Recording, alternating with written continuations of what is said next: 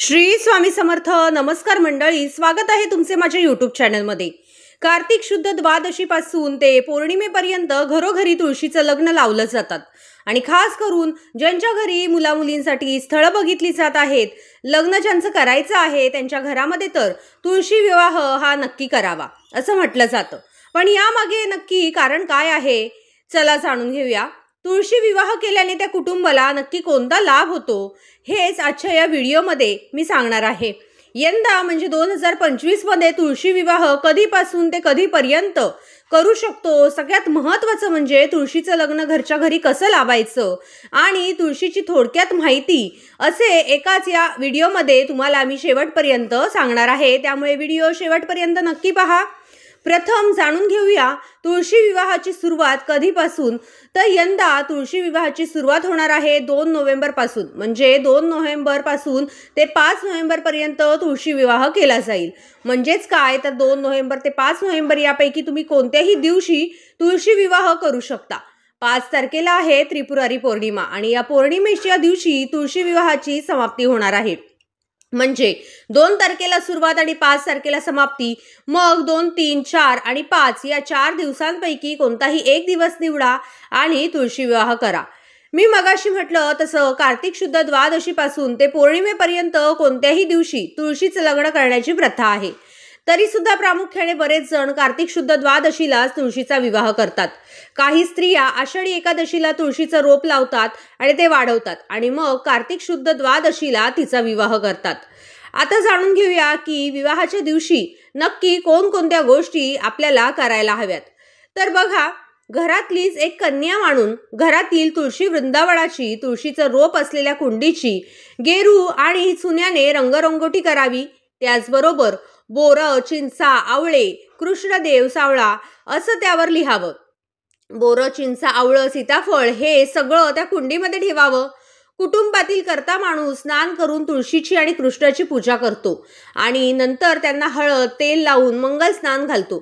तुळशीला नवीन वस्त्र अर्पण केलं जातं. त्यानंतर मांडवही घातला जातो. उसाची आणि धांड्याची खोपटी तुळशीमध्ये रोवली जातात. पूजेची सगळी तयारी करून भगवान श्रीहरी विष्णूंना जागं केलं जातं आणि यानंतर बाळकृष्ण आणि तुळस दोघांमध्ये अंतरपाठ धरून मंगलाष्टक म्हणून त्यांचा विवाह लावला जातो. अनेक घरांमध्ये शाळीग्रामाशी तुळशी विवाह हा लावला जातो. घरातील कर्त्या व्यक्तीने त्यानंतर तुळशीचे कन्यादान सुद्धा करायचे असते आणि नंतर मंत्रपुष्पांजली म्हणून आरती करावी असंही सांगितलेलं आहे. आपल्या घरातल्या कन्येला श्रीकृष्णासारखा पती मिळावा म्हणून तुळशीचा विवाह लावला जातो. बघा, ज्या घरात मुलामुलींचे लग्न म्हणजे उपवर मुलामुलींचे विवाह लवकर जमतात, मनासारखे जोडीदार त्यांना मिळतात अशी भाविकांची श्रद्धा आहे. त्यामुळे तुमच्या घरात जर कोणी लग्नाचे मुलमुली असतील तर तुम्ही आवर्जून तुळशीचा विवाह नक्की करा. या विधीच्या वेळी तुळशीभोवती दीप आराधना करण्याची ही पद्धत आहे. तुळशीचा विवाह झाल्यानंतर चातुर्मासात जी व्रतं घेतली असतात त्या सगळ्याची सांगता यावेळी केली जाते. चातुर्मासात जे पदार्थ वर्ष मानले जातात त्या पदार्थांचं दान करून मग तुम्ही स्वतः सेवन करायला सुरुवात केली तरी सुद्धा चालते. तुळशी विवाहाच्या दिवशी संध्याकाळी ब्रह्मांड पोकळीतील विष्णू आणि लक्ष्मी या तत्वांचा सूक्ष्म लहरींचे ब्रह्मांडात आगमन होते.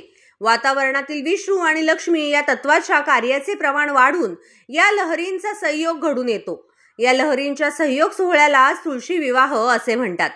तुळशीच्या रूपात लक्ष्मीची आणि श्रीकृष्णाची पूजा केली जाते. या दोन्ही तत्वांचा अधिकाधिक लाभ मिळण्यासाठी संध्याकाळी तुळशी विवाह हा साजरा केला जातो.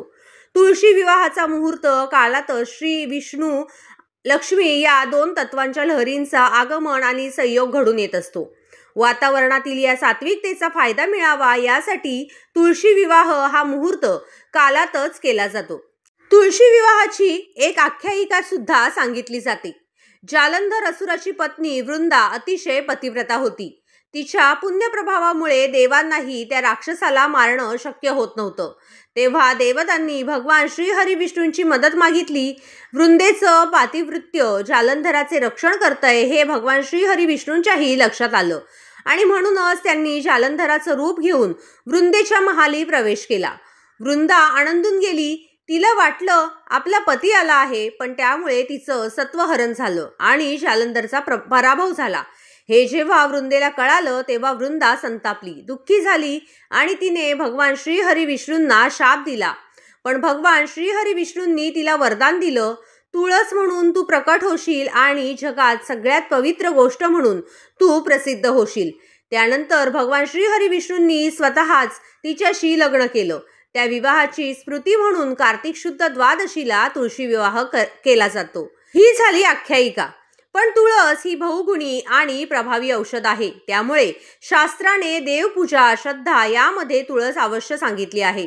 एखाद्याच्या गळ्यात तुळशीची माळ असणं हे धार्मिकतेचं, सदाचाराचं प्रतीक मानलं जातं. अनेक व्याधींवर तुळस हे प्रभावी औषध आहे. श्री विष्णूला तुळस अतिशय प्रिय आहे. तुळशीचे पान वाहिल्याने भगवान श्रीहरी विष्णू जितके प्रसन्न होतात तितके ते कशानेही प्रसन्न होत नाहीत. तुळशी पूजेशिवाय नित्यपूजा ही पूर्ण होत नाही. मरतेवेळी अंगावर तुळशीपत्र असणारा मनुष्य वैकुंठात जातो अशी ही श्रद्धा आहे. म्हणूनच मृतकाच्या मुखात गंगाजलाप्रमाणे तुळशीपत्र ठेवण्यात येते. तुळस दूषित वायू शोषून घेते आणि प्राणवायू सोडते. हे शास्त्रानेही सिद्ध केलं आहे. म्हणूनच दारोदारी तुळशी वृंदावन बांधलं जातं. दारात तुळस असणे अतिशय शुभ मानले जाते. तिच्याजवळ संध्याकाळी दिवा लावला जातो, नमस्कार केला जातो. तसेच बघा, आपल्या दारामध्ये कधीही सुकलेली तुळस असू नये. तुळस जर सुकली असेल तर ती वेळीच काढून टाकावी. तिच्या जागी नवीन तुळस लावावी. दारातली तुळस सतत सुकणे हे चांगलं मानलं जात नाही. म्हणूनच तुळशीची योग्य ती काळजी आपण घेतली पाहिजे. बघा, तुळशीचं दर्शन केल्याने, स्पर्श केल्याने, ध्यान, नमन, पूजन तसेच सेवन केल्यामुळे युगायुगांची पातकं नष्ट होतात. तुळशीचं बन असलेल्या परिसरात कोसभर भूमी गंगेसारखी पवित्र होते असं स्कंद पुराणात म्हटलं आहे. त्याचबरोबर ज्या घरी तुळशीचं बन आहे ते घर तीर्थासारखं पवित्र असतं असंही ग्रंथांमध्ये सांगण्यात आलं आहे. तुळशीच्या वनस्पतीत मुळापासून अग्रभागापर्यंत सर्व देवता वास्तव्य करतात. तर असे हे पवित्र रूप, लक्ष्मीचं प्रतीक असलेली तुळस प्रत्येकाच्या दारात असायलाच हवी आणि प्रत्येकाने यावर्षी तुळशीचा विवाह हा घरच्या घरी अवश्य करावा. तर आजच्या या व्हिडिओमध्ये आपण तुळशी विवाह संदर्भातील माहिती व तुळशीचे महत्त्व या विषयावर माहिती जाणून घेतली आहे. हा व्हिडिओ आवडला असल्यास व्हिडिओला एक लाईक नक्की करा. हा व्हिडिओ जास्तीत जास्त लोकांपर्यंत शेअर करा. चॅनेलवरती नवीन असाल तर चॅनेलला सबस्क्राईब करायला विसरू नका. व्हिडिओ शेवटपर्यंत पाहिल्याबद्दल अगदी मनापासून आभारी आहे. धन्यवाद. श्री स्वामी समर्थ.